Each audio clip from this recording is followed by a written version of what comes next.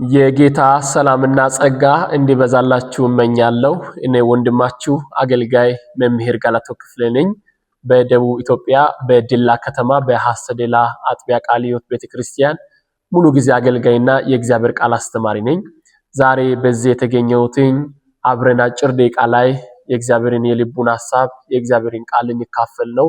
በዚህ የተገኘሁትኝ ይህንን ቪዲዮ የማየት እድል ያገኛችሁ የጌታ ቤተሰቦች አጭር ደቂቃ እግዚአብሔር ለሚናገረው ሐሳብ ጊዜ እንድትሰጡ በጌታ ፍቅር ጠይቃችኋለሁ። ለዚህ ለዩቲዩብ አካውንቴ እንግዳ ይሆናችሁ ሰብስክራይብ የሚለው ምልክት በመጫን ይህንን የሚተላለፈውን የእግዚአብሔርን ቃል ሐሳብ በተከታታይነት እንድትካፈሉ በጌታ ፍቅር ላሳስባችሁ እወዳለሁ። እግዚአብሔር ይባርካችሁ።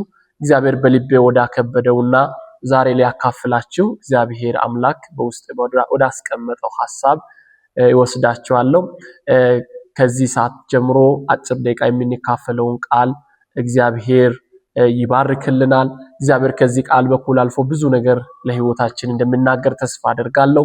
እግዚአብሔር ስሙ የተባረከ ይሁን። መጽሐፍ ቅዱሳችን በመዝሙረ ዳዊት ምዕራፍ 34 ቁጥር 9 ላይ ያለውንና ራእይ መጽሐፍ ምዕራፍ 14 ቁጥር 7 ላይ ያለውን የእግዚአብሔር ቃል ሐሳብ መሰረት አድርጌ ነው ዛሬ የእግዚአብሔርን ቃል ለእናንተ የሚያካፍለው። መዝሙረ ዳዊት ምዕራፍ 34 ቁጥር 9 ላይ እንደዚህ የሚል ቃል አለ። የሚፈሩት አንዳች አያጡምና ቅዱሳን ሁሉ እግዚአብሔርን ፍሩት። የሚፈሩት አንዳች አያጡምና ቅዱሳን ሁሉ እግዚአብሔርን ፍሩ። ዮሐንስ ራእይ ምዕራፍ 14 ቁጥር 7 ላይ ከዚህ ሐሳብ ጋር ተያያዥነት ያለው ሐሳብ ስለሆነ ደግመን እናነባለን ይህን ክፍል። ዮሐንስ ራእይ ምዕራፍ 14 ቁጥር 7 ላይ በምድርም ለሚኖሩት ለሕዝብና ለነገድም ለቋንቋም ለወገንም ሁሉ ይሰብክ ዘንድ የዘላለም ወንጌል ያለው ሌላ መልአክ ከሰማይ መካከል ሲበር አየሁ። በታላቅ ድምጽም የፍርዱ ሰዓት ደርሷልና እግዚአብሔርን ፍሩ፣ ክብሩንም ስጡት፣ ሰማይንና ምድርን ባህርንም የውሃንም ምንጮች ለሰራ ሲገዱለት ይላል። የጌታ ቤተሰቦች ዛሬ አብረን የምንካፈለው ሐሳብ እግዚአብሔርን መፍራት የሚል ሐሳብ ነው። ይህ ሐሳብ በዚህ ጊዜ እምብዛም በብዙ ቦታ የማታገኙት ብዙን ጊዜም ሲሰበክም የማትሰሙት እንደውም ደግሞ ብዙም ስለዚህ ሐሳብ ሲጻፍም እንደውም ደግሞ ብዙዎች ሲናገሩም የማትሰሙት ሐሳብ ሲሆን ይህ ሐሳብ ላይ ደግሞ እግዚአብሔር በሰጠን ጊዜ በተከታታይነት ይህንን በዚህ ሐሳብ በርዕስ እግዚአብሔርን መፍራት በሚል ሐሳብ ለረጅም ጊዜ አብረን እንድንማርና እንድንካፈል ላሳስባችሁ ወዳለሁ። የእግዚአብሔርን መፍራት በሚለው ርዕስ የሚያስተምረው ትምህርት እግዚአብሔር አምላክ በውስጤ ላይ ሲያኖር እግዚአብሔር በውስጤ ላይ ሲያስቀምጥ ይህንን ትምህርት የሚያስተምርበት ምክንያት የምንማርበት ምክንያት ምንድነው ብላችሁ ከጠየቃችሁ ሶስት ምክንያት አለኝ። የመጀመሪያው ምክንያት ይህንን ትምህርት የምንማርበት ምክንያት ሰዎች እግዚአብሔርን መፍራት እየተው ስላሉ ብዙ ሰዎች በዚህ ዘመን ብዙ ሰዎች በዚህ ጊዜ እግዚአብሔርን መፍራት እያቆሙ እግዚአብሔርን መፍራት እየተው ያሉበት ጊዜ ላይ ስለደረሰ ብዙ ሰዎች እግዚአብሔርን ከመፍራት ህይወት እየራቁ ስለሆነ ነው ይህንን ትምህርት የምንማረው። በሁለተኛ ደረጃ ይህንን ትምህርት የምንማረው አብዛኛ ሰዎች ደግሞ እግዚአብሔርን መፍራት እያቆሙ ስለሆነ እግዚአብሔርን መፍራት እያቆሙ ያሉ ሰዎች ቁጥራቸው በጣም ብዙ ስለሆነ። በሶስተኛ ደረጃ አንድ ክርስቲያን ወይም አንድ አማኝ እኔ ክርስቲያን ነኝ የሚል እኔ አማኝ ነኝ የሚል ሰው እኔ እግዚአብሔርን እፈራለሁ የሚል ሰው እግዚአብሔርን በመፍራት ህይወት እንዲበረታ እግዚአብሔርን በመፍራት ህይወት እንዲቀጥል እግዚአብሔርን በመፍራት ህይወት እንዲመላለስ ነው ይህንን ትምህርት የሚያስተምረው። የዚህ ትምህርት ዓላማው የዚህ እግዚአብሔርን መፍራት የሚል የዚህ ትምህርት ዓላማው ምንድነው ካላችሁ ቅዱሳን ሁሉ አማኞች ሁሉ እግዚአብሔርን እንዲፈሩ ቅዱሳን ሁሉ አማኞች ሁሉ እግዚአብሔርን እንዲፈሩ ነው አንደኛ የዚህ ትምህርት ዓላማ። ሁለተኛ የዚህ ትምህርት ዓላማ ቅዱሳን ሁሉ እግዚአብሔርን እየፈሩ በመኖር አማኞች ሁሉ እግዚአብሔርን በመፍራት በመኖር ከፍርድ እንዲያመልጡ ከጥፋት እንዲያመልጡ ነው ይህንን ትምህርት የምንማረው ወይም ይህንን ትምህርት የሚያስተምረው። እግዚአብሔር ይህንን ትምህርት የሚያስተምርበት ምክንያት በጣም ብዙ ምክንያቶች አሉ። ከዚህ ምክንያቶች ግን አንዱ ምክንያት እግዚአብሔር አምላክ እርሱን የሚያውቁ እርሱን የሚፈሩ ሰዎች እርሱን በመፍራት ሕይወት እንዲቀጥሉና እንዲበረቱ ነው ይህንን ትምህርት የሚያስተምረው። እግዚአብሔርን ፍሩ የሚለውን ትምህርት ስንማር ወይም እግዚአብሔርን ፍሩ የሚለውን ይህንን ትምህርት ሲያስተምራችሁ እግዚአብሔር በዚህ ጊዜ ይህንን ትምህርት እግዚአብሔር በልቤ ላይ ስለሞላ ለትውልድ እንዲያካፍል በዚህ ሚዲያ ለምትከታተሉ ቅዱሳን ጌታን ለምትወዱ ሰዎች የእግዚአብሔርን ቃል ለምትወዱ ሰዎች በሀገር ውስጥም እንዲሁም ደግሞ ከሀገር ውጪ በቅርብም በሩቅም ሆናችሁ ይህንን ትምህርት ለምትከታተሉ ሰዎች ይህንን ትምህርት እንዲያስተምር እግዚአብሔር በውስጤ ላይ ሲሞላ በዚህ ጊዜ በዚህ ዘመን ይህ ሐሳብ በብዙ መድረኮች የማይገኝ እንዲሁም ደግሞ ብዙ ሰዎች እግዚአብሔርን ስለመፍራት ወይ ስለፈራሃ እግዚአብሔር ብዙ ሰዎች ሲናገሩ ብዙም አለመስማታችን ብዙም አለማየታችን ይህ ነገር እጅግ ልባችንን የሚነካ ነገር ስለሆነና በዚህ ዘመን ደግሞ ብዙ ሰዎች እግዚአብሔርን ከመፍራት ሕይወት እግዚአብሔርን ከመፍራት ኑሮ እግዚአብሔርን ከመፍራት ከሕይወት ምልልስ ብዙ ሰዎች እየራቁ ስለሆነና እግዚአብሔርን የመፍራት ሕይወት ከሰው እየራቀ ስለሆነ እግዚአብሔር ይህንን ሐሳብ በልቤ ሞልቶ ዛሬ በእናንተ ፊት ቆሜ ዛሬ በእናንተ ፊት ሆኜ ይህንን ሐሳብ እንዲያስተምር እግዚአብሔር በልቤ ሞልቶኛል። በመጽሐፍ ቅዱሳችን ውስጥ እግዚአብሔርን ስለመፍራት ያስተማሩ ብዙ ሰዎች አሉ። በመጽሐፍ ቅዱሳችን ውስጥ እግዚአብሔርን ስለመፍራት ያስተማሩ ሰዎች አሉ። ከነዚህ ሰዎች መካከል አንዱ ዘካርያስ የሚባል ሰው ነበር። በሁለተኛ ዜና መጽሐፍ ምዕራፍ 26 ቁጥር 5 ላይ ሲናነብ እግዚአብሔርን መፍራት ባስተማረው በዘካርያስ ዘመን ይላል። ክብር ለኢየሱስ ይሁን። እግዚአብሔርን መፍራት ባስተማረው በዘካርያስ ዘመን ይህ ዘካርያስ እግዚአብሔርን ስለመፍራት እግዚአብሔርን የእስራኤላውያን ሕዝብ እግዚአብሔርን እንዲፈሩ እግዚአብሔርን በመፍራት ሕይወት እንዲመላለሱ ፈርሃ እግዚአብሔር በልባቸው ውስጥ በሕይወታቸው ውስጥ እንዲኖር ያስተማረ ጥሩ አስተማሪ ነበር ዘካርያስ። በሁለተኛ ዜና ምዕራፍ 26 ቁጥር 5 ላይ ስንመለከት እግዚአብሔርን መፍራትን ባስተማረው በዘካርያስ ዘመን ይላል። እግዚአብሔር ስሙ የተባረከ ይሁን። እግዚአብሔርም ደግሞ እርሱን እንድንፈራ በተለያየ መንገድ እግዚአብሔር ያስተምረናል። በአንድም በሌላ መንገድ እርሱን እንድንፈራ እርሱን እየፈራን እንድንመላለስ እንድንኖር እግዚአብሔር ያስተምረናል። በመዝሙረ ዳዊት መጽሐፍ ምዕራፍ 34 ቁጥር 11 ላይ ስትመለከቱ ልጆቼ ኑ ስሙኝ እግዚአብሔርን መፍራትን አስተምራችኋለሁ ይላል። ክብር ለኢየሱስ ይሁን። ልጆቼ ኑ ስሙኝ እግዚአብሔርን መፍራትን አስተምራችኋለሁ። ሃሌሉያ።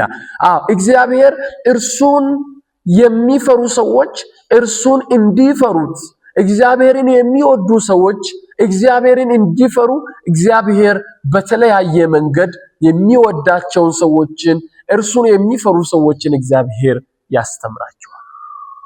እግዚአብሔርን በዚህ ዓለም በዚህ ምድር ላይ ስንኖር በዚህ ትምህርት አውድ ውስጥ ሆነን ስንመለከት ሁለት አይነት ሰዎችን በዋናነት በዚህ ዓለም ላይ እናገኛለን። በዚህ ዓለም በብዙ ቢሊዮን የሚቆጠሩ ሰዎች እንዳለ እናውቃለን። ከነዚህ ሰዎች መካከል እነዚህ በዓለም የሚገኘውን ሕዝብ በሁለት በዋና ዋና ክፍሎች ልንከፍላቸው እንችላለን። የመጀመሪያው እግዚአብሔርን የማይፈሩ ሰዎች ናቸው። እግዚአብሔርን የማይፈሩ ሰዎች እግዚአብሔርን የመፍራት ልብ እግዚአብሔርን የመፍራት ሕይወት እግዚአብሔርን የመፍራት ማንነት ፈርሃ እግዚአብሔር በውስጣቸው የሌለባቸው ሰዎች በዓለማችን ላይ በብዙ ስፍራ ላይ በብዙ ቁጥር የሚቆጠሩ በብዙ ሚሊዮን የሚቆጠሩ እግዚአብሔርን የመፍራት ልብ የሌላቸው ሰዎች እንዳሉ በዚህ ትምህርት እንገነዘባለን። እግዚአብሔርን የማይፈሩ እግዚአብሔርን የማይፈልጉ እግዚአብሔርን የሚክዱ ለእግዚአብሔር ራሳቸውን የማያስገዙ ሰዎች እንዳሉ በዚህ ትምህርት ብዙ ነገሮችን ልንገነዘብ እንችላለን። በሁለተኛ ደረጃ እግዚአብሔርን የሚፈሩ ሰዎች ናቸው። እነዚህ ሰዎች ቁጥራቸው በጣም ጥቂት ነው። እግዚአብሔርን የሚፈሩ ሰዎች በዓለም ደረጃ ቁጥራቸው ብዙ አይደለም በጣም ጥቂት ቁጥር ያላቸው ሰዎች ሲሆኑ እግዚአብሔርን በመፍራት የሚመላለሱ እግዚአብሔርን በመፍራት የሚወጡ እግዚአብሔርን በመፍራት የሚገቡ በእያንዳንዱ ድርጊት በእያንዳንዱ ተግባር በአገልግሎታቸው በኑሯቸው በሚሰሩበት መስሪያ ቤት በሚነግዱበት ቦታ በሚኖሩት በእያንዳንዱ ኑሮ በየቀኑ በሚከውኑት በእያንዳንዱ ተግባር እግዚአብሔርን የሚፈሩ ሰዎች ጥቂት ሰዎች አሉ እግዚአብሔርን በመፍራት ህይወት ውስጥ የሚመላለሱ ሰዎች እነዚህ ሁለቱም ሰዎች በሁሉም ስፍራ ይገኛሉ እግዚአብሔርን የሚፈሩም እግዚአብሔርን የማይፈሩም ሁለቱም ሰዎች በሁሉም ስፍራ ይገኛሉ በጣም የሚገርማችሁ በቤተክርስቲያን እነዚህ ሁለቱም ሰዎች አሉ በቤተክርስቲያን ውስጥ የሚኖሩ በቤተክርስቲያን ውስጥ የሚወጡ የሚገቡ የሚያገለግሉ የተለያየ ቤተክርስቲያን ሥርዓት የሚፈጽሙ አስራት የሚሰጡ በኩራት የሚሰጡ መባ የሚሰጡ የተለያየ አገልግሎት ለተሳትፎም ቸርች ውስጥ የሚያገለግሉ ሰዎች ፈራሃ እግዚአብሔር የሌላቸው ሰዎች አሉ እያመለኩ እያገለገሉ ነገር ግን እግዚአብሔርን መፍራትን የሆነ ቸርች ሲመጡ የሆነ የአምልኮ አድራሽ ሲገቡ ብቻ የሆነ እግዚአብሔርን መፍራት አይነት ነገር ወደ ልባቸው የሚመጣቸው ሰዎች አሉ ግን እግዚአብሔር ከሚመለክበት ከአምልኮ ስፍራ ከሆነበት ቦታ ወጥቶ ሲሄዱ የራሳቸውን ተግባር ሲፈጽሙ የሚናገኛቸው ሰዎች እግዚአብሔርን የማይፈሩ ሰዎች በተለያየ ስፍራ አለ በቤተሰብ መካከል በቤተክርስቲያን መካከል በመስሪያ ቤት በተለያየ በንግድ ስፍራ በተለያየ ቦታ የተሰማሩ ሰዎች መካከል እግዚአብሔርን የማይፈሩ ሰዎች አሉ በዛው ልክ ደግሞ በሁሉም ስፍራ ደግሞ ፈራሃ እግዚአብሔር ያላቸው ሰዎችም ደግሞ በሁሉም ስፍራ ላይ አሉ እግዚአብሔርን ስለመፍራት ይህንን ትምህርት ስንማር እግዚአብሔር ማን ነው ብለን ልንገነዘብ ይገባል እግዚአብሔር ማን ነው እግዚአብሔርን መፍራት የሚለውን ትምህርት ስናነሳ መፈራት ያለበት እግዚአብሔር እርሱ ማን ነው ብለን ስንል እግዚአብሔር እርሱ የሁሉ ነገር ፈጣሪ የሁሉም ነገር መገኛ የሰማይና የምድር ባለቤት የሰው ልጆች ሁሉ ፈጣሪ የነገሮች ሁሉ መገኛ ምንጭ የሆነ ነገሮችን ካለመኖር ወደ ማኖር ያመጣ ሁሉን ማድረግ የሚችል ልዑል እግዚአብሔር ሁሉን ቻይ ሁሉን አዋቂ በሁሉም ቦታ የሚገኝ ቅዱስ እግዚአብሔር ጻድቅ እግዚአብሔር የከበረ እግዚአብሔር ይሄንን እግዚአብሔርን ልንፈራው የሚገባው እግዚአብሔር የዘላለም አምላክ እግዚአብሔር ሁሉን ቻይ አምላክ እግዚአብሔር ፈጣሪ አምላክ ነው ነገሮች ሁሉ ያማሩት ነገሮች ሁሉ የተፈጠሩት በእርሱ አማካይነት በእግዚአብሔር አማካይነት ነው እግዚአብሔር ሁሉን የማድረግ ስልጣን ያለው አምላክ ነው በሰው ልጆች ላይ ሁሉን የማድረግ ስልጣን ያለው አምላክ በፍጥረታት ሁሉ ላይ ሁሉን የማድረግ ስልጣን ያለው አምላክ ነው እግዚአብሔር ሊፈራ የሚገባ አምላክ ነው በህይወታችን በቤታችን በጓዳችን በአገልግሎታችን በተሰማራንበት ቦታ በሚንውልበት በሚናሳልፍበት በጓደኞች መካከል በሚንበላበት በሚንጠጣበት በሚንዝናናበት በየትኛውም ስፍራ ላይ እግዚአብሔር ሊፈራ የሚገባ አምላክ ነው እግዚአብሔር ሊፈራ የሚገባው እግዚአብሔር የሆነ ነገር ስለሚያደርግ አይደለም እግዚአብሔርን የምንፈራው እግዚአብሔር የሆነ ነገር ስለሚያጠፋን የሆነ ስለሚገድለን የሆነ ነገር ካደረግን ስለሚቀጣን አይደለም እግዚአብሔርን የምንፈራው እግዚአብሔርን የምንፈራው እርሱ እግዚአብሔር ስለሆነ ብቻ ክብር ለኢየሱስ ይሁን እግዚአብሔር እንደ እግዚአብሔርነቱ ሊፈራ ይገባል እንደ እግዚአብሔርነቱ ሊከበር ይገባል እንደ እግዚአብሔርነቱ ብዙ ፍርሃት ለርሱ ይገባል እግዚአብሔርን የምንፈራው እርሱ የሆነ ነገር ያደርገናል ብለን ሳይሆን እርሱ እግዚአብሔር ስለሆነ ነው የምንፈራው ክብር ለአምላካችን ለእግዚአብሔር ይሁን እግዚአብሔር ሁሉን ማድረግ የሚችል ሁሉን አዋቂ የሆነ እግዚአብሔር እኛን የሚያኖረን ነፍሳችንን በስጋችን ውስጥ እንድትኖር ነፍሳችን በስጋችን ውስጥ እንድትቆይ ፍቃድ የሚሰጥ ሃሌሉያ ይህ አምላክ እግዚአብሔር ሊፈራ ይገባል ባለፉት ነገስታቶች ባለፉት ዘመናት ከፍጥረታት ታሪክ ጀምሮ ከሰው ልጆች ፍጥረታት ጀምሮ እግዚአብሔርን እየፈሩ የመጡ ሰዎች እንዳሉ ሁሉ እግዚአብሔርን ሳይፈሩም የመጡ ሰዎች አሉ የሁለታቸውንም ውጤት ደግሞ በዚህ ትምህርት በተከታታይ ክፍል ላይ እንመለከታለን ስለዚህ እግዚአብሔር ልንፈራው ይገባል። እግዚአብሔር ሊፈራ የሚገባ አምላክ ነው። ክብር ለኢየሱስ ይሁን። ይሄንን ስለ እግዚአብሔር ፍርሃት ወይም እግዚአብሔርን ስለ መፍራት ስንማር እግዚአብሔርን የምንፈራበት መንገድ ወይም ፍርሃት ማለት ምን ማለት ነው? ፍርሃት ምንድነው የሚለውን ነገር ማንሳታችን እጅግ በጣም አስፈላጊ ነው።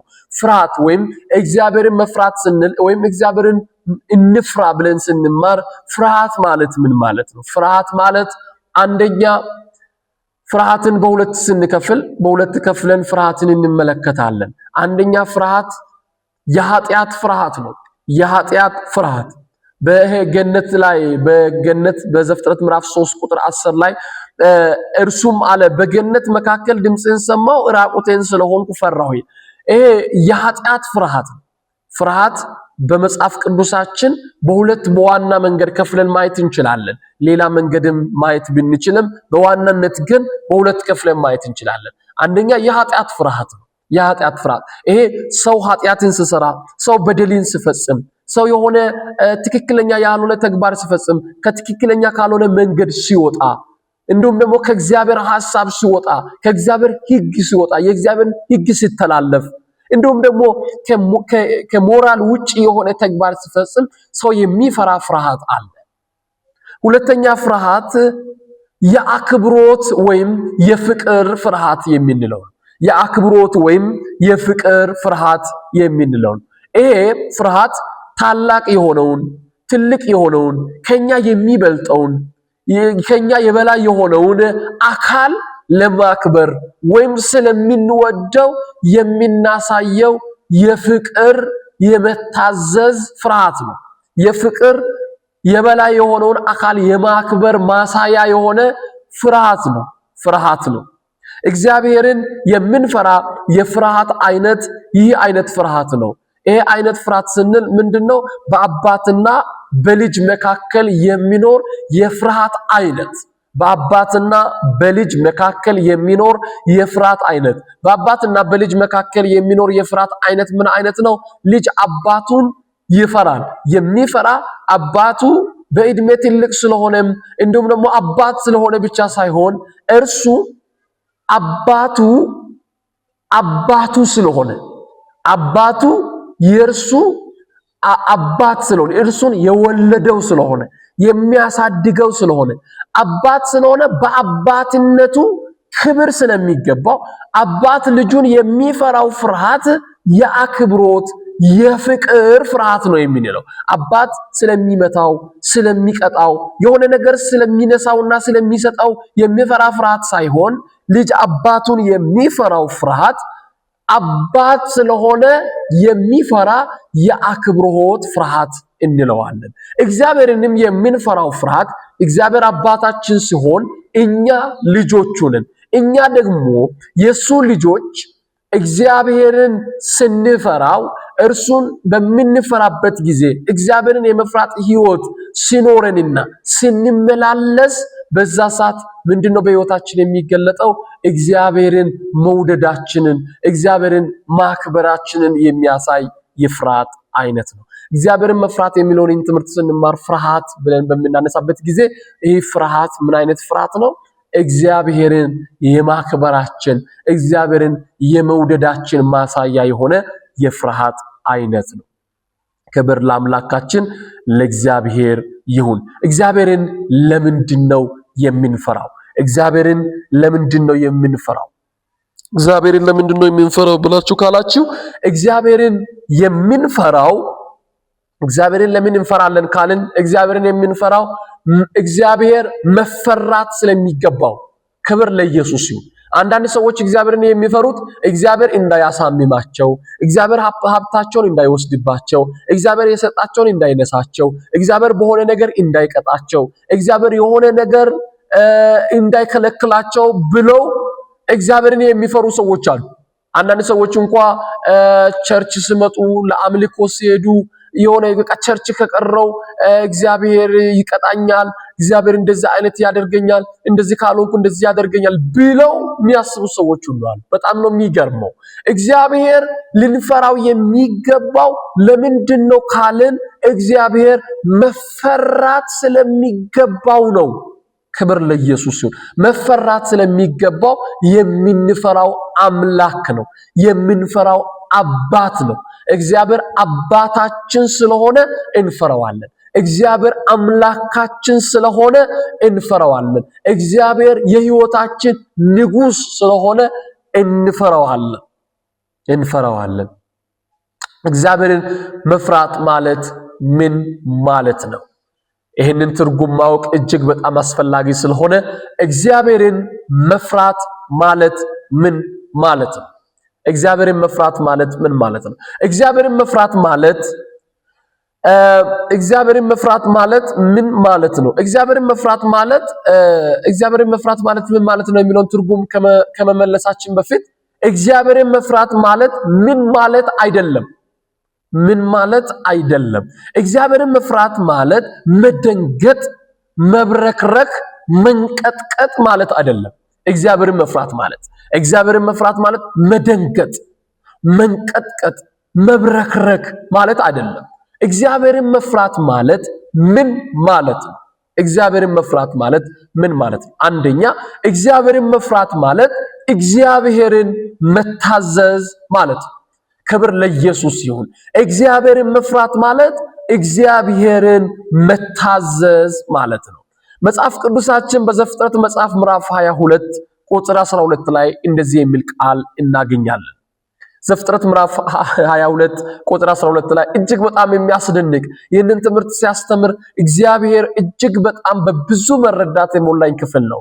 ዘፍጥረት ምዕራፍ 22 ቁጥር 12 ላይ እንዲህ ይላል፣ እርሱም በብላቴናው ላይ እጅን አትዘርጋ፣ አንዳችም አታድርግበት፣ አንድ ልጅን ለእኔ አልከለከልህምና እግዚአብሔርን የምትፈራ እንደሆነ አውቄሃለሁ አለ።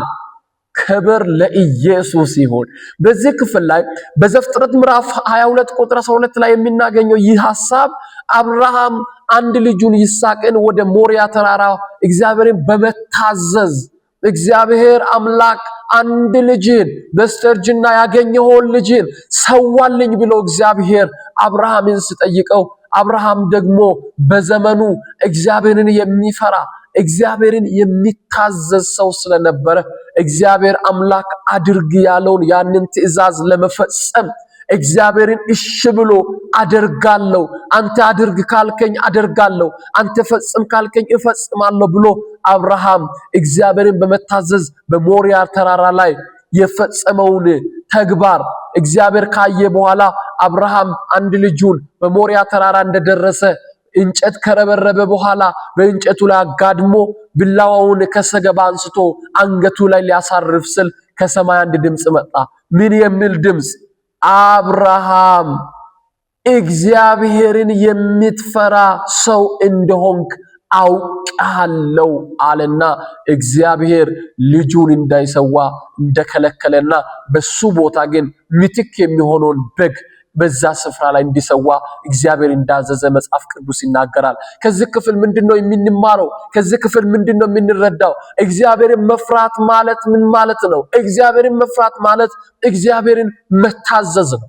እግዚአብሔር አድርግ ያለውን ማድረግ፣ እግዚአብሔር አታድርግ ያለውን አለማድረግ፣ እግዚአብሔር ፈጽም የሚለውን አለመፈጸም፣ እግዚአብሔር አትፈጽም የሚለውን አለመፈጸም፣ ለእግዚአብሔር መገኘት፣ እግዚአብሔርን መታዘዝ ማለት ነው እግዚአብሔርን መፍራት ማለት። ክብር ለአምላካችን ለእግዚአብሔር ይሁን። ለምሳሌ እንዲሆንላችሁ አንድ ልጅ አባቱን የሚታዘዝ ከሆነ አባቱን የሚፈራ ልጅ ማለት ነው። አባቱን የማይታዘዝ ልጅ አባቱን አይፈራውም። አባቱን ግን የሚታዘዝ ልጅ አባቱን የሚፈራ ልጅ ነው። ለምሳሌ ልጅ አባት ያዘዘውን ተግባር ለመፈጸም የሚተጋው አባቱን የሚፈራ ከሆነና አባቱን የሚያከብር ከሆነ፣ አባቱን የሚፈራ ፈርሃ ውስጥ አባቱን የሚፈራ ፈርሃ በውስጡ ካለ አባትየው አድርግ ያለውን ያደርጋል፣ ፈጽም ያለውን ይፈጽማል። አባትየው ይሄንን አድርግ፣ ይሄንን ፈጽም፣ ይሄንን አድርገ ጠብቀኝ ብሎ ስል ያ ልጅ በመታዘዝ ያንን ተግባር ፈጽሞ አባቱን ይጠብቃል። ለምን? ልጁ አባቱን ስለሚፈራው አባቱ ያዘዘውን ለማድረግ ወደኋላ አይልም።